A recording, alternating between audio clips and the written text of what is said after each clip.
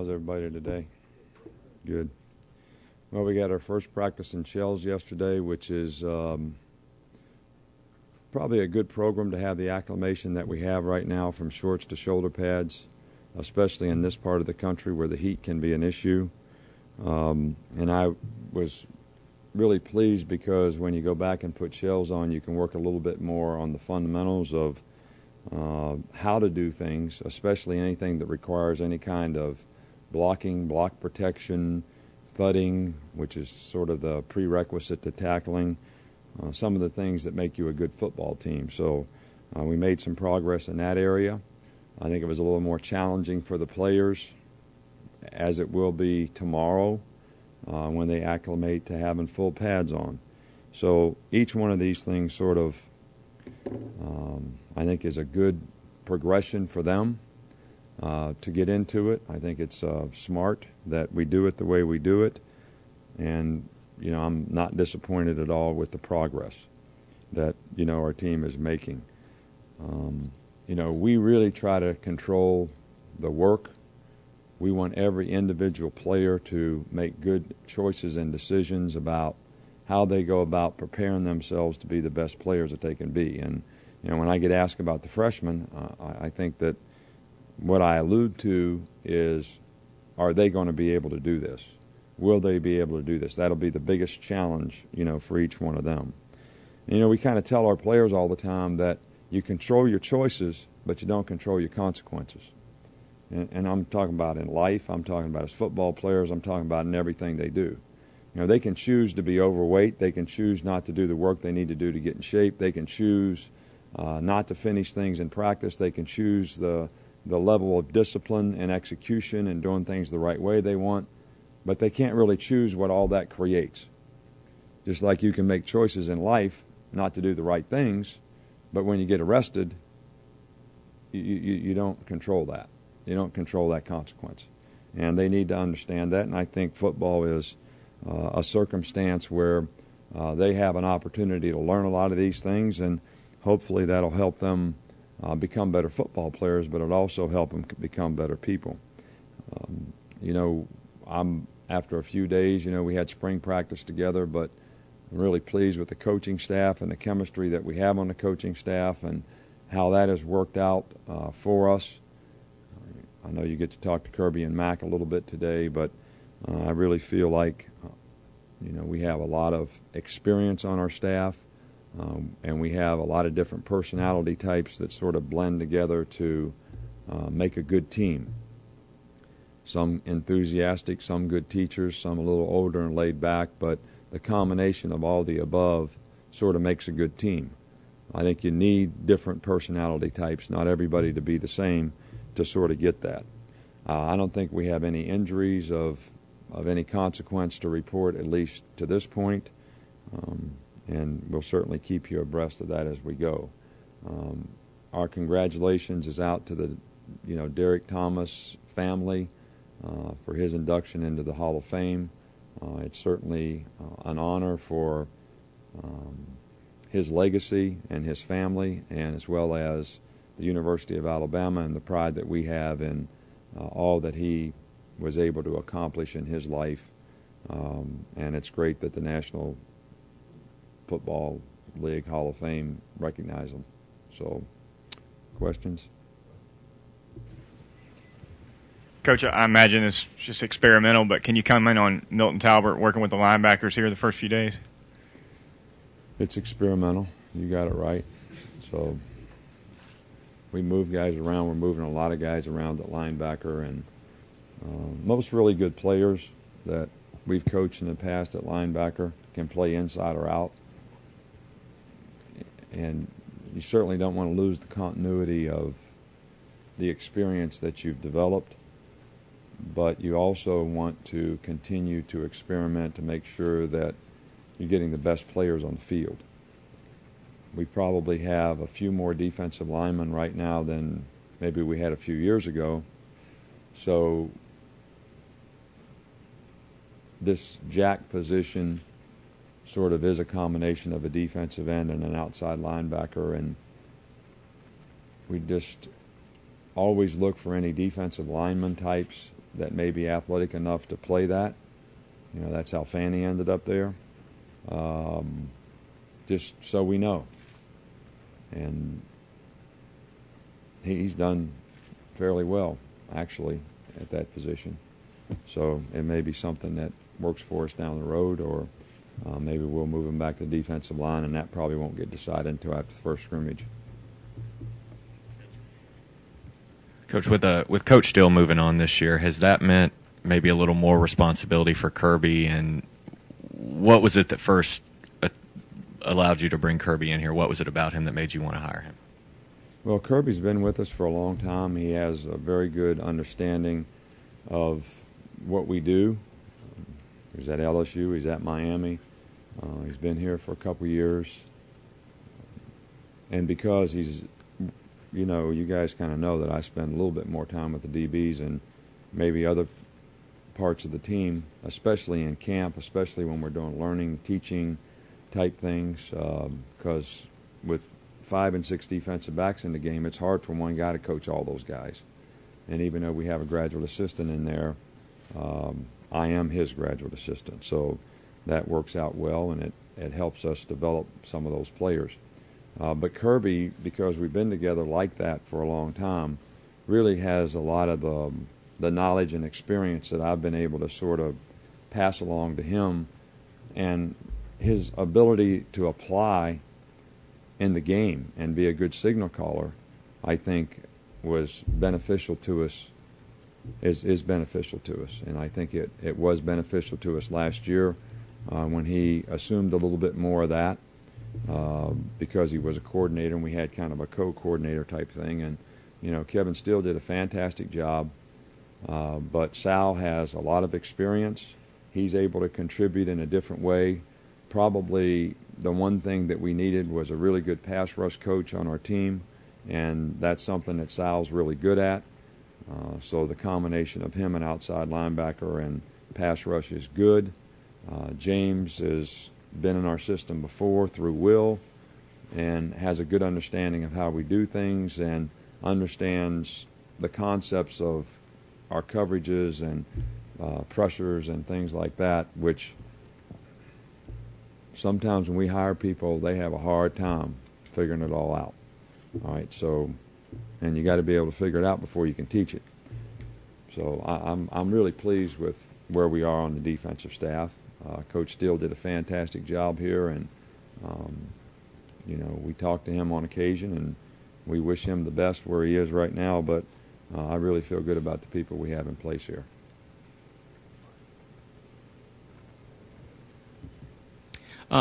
How concerned are you about playing a good team like Virginia Tech right off the bat, especially with a new quarterback you're breaking in? Well, I'm concerned about each opponent that we play one game at a time. And Virginia Tech has a very, very good team. And I think that regardless of who you're opening with, you're always concerned about anybody who has to play in that game who doesn't have a lot of experience. And I would say that probably gets magnified a little bit at the quarterback position, although I think Greg has done a very, very good job throughout not only this camp but also in the spring. And I feel like he's done a lot to gain the respect of his teammates and has done a good job of effectively executing what we'd like to do. Now, how he responds to a game-like situation, that's why we got to play him. And I'm not really concerned about it. We're just going to do everything we can to support him and help him grow and develop so he can manage it the best he can, and our team can do the best that we can in that particular game. But Virginia Tech will have an outstanding team, and one thing that will be a challenge is you got to match their toughness. They're a tough team. They play physical. They're very aggressive. They're a good defensive team. They're always really good on special teams. They pride themselves in scoring non-offensive touchdowns, but probably have better guys on offense skill-wise than most teams. Very good quarterback, a really good tight end, 10 starters back. The offensive line is back. They had young receivers last year. I'm sure they're going to, grow and develop, and they've got 2 really good running backs. So it'll be a challenging game for every facet of our team.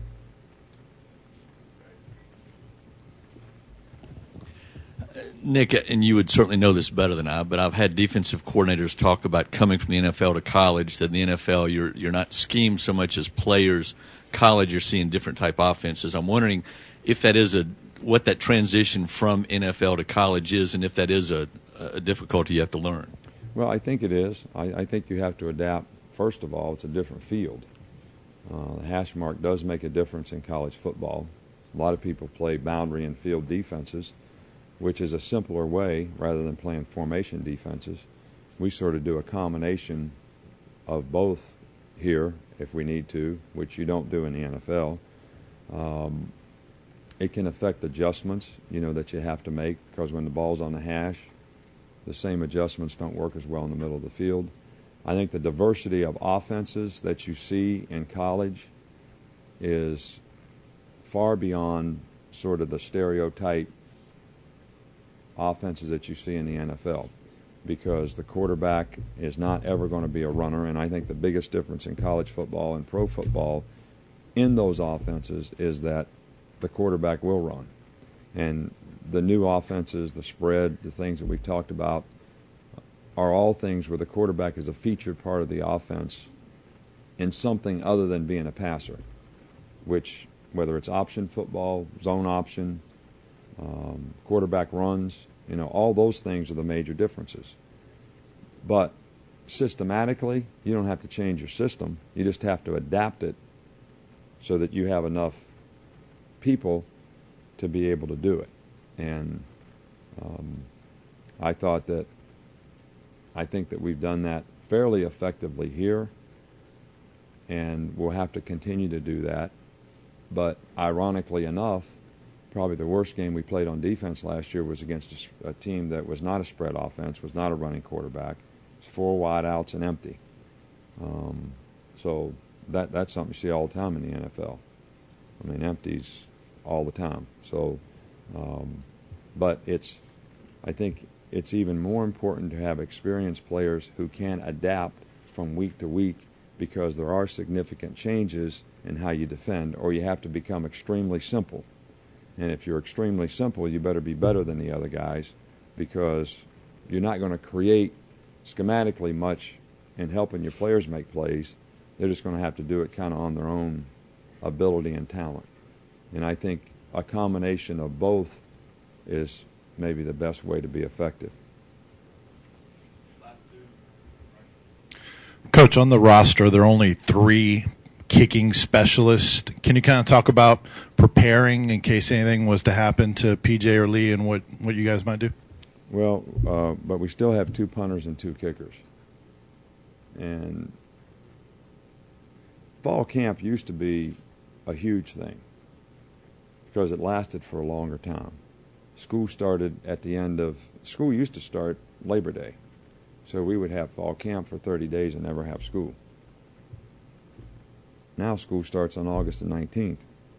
So we can bring other people in on August the 19th, and they've really effectively missed how many practices? 14 or 15.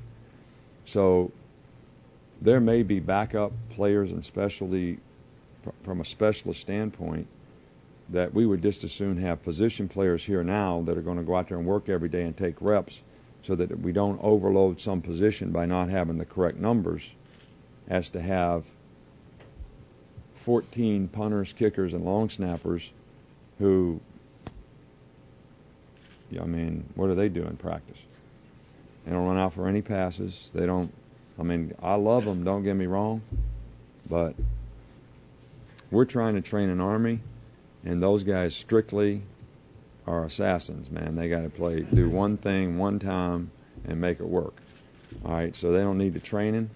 They just got to sit in the window and know when to take the shot. So that we just don't like to not have enough receivers, DBs, linebackers, defensive linemen, offensive linemen.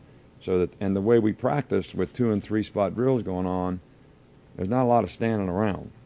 So if we don't have enough numbers, we can't really practice that way. So, but we still do have, Lee's the backup punter, so that's 2.